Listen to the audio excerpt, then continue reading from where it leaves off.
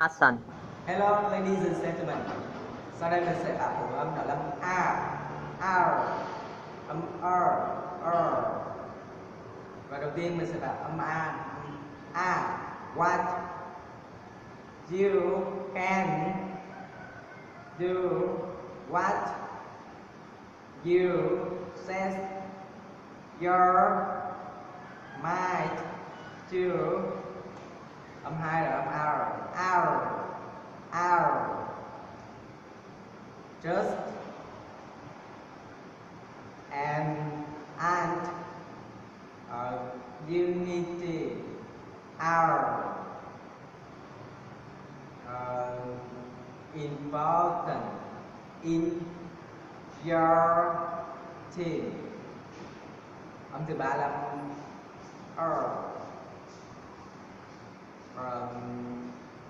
miracle.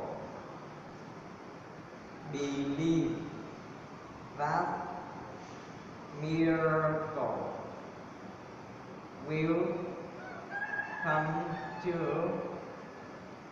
who takes care first.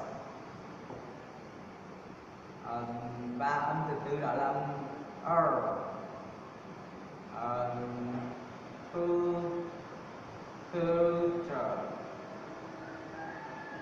future, family is linked in the past and present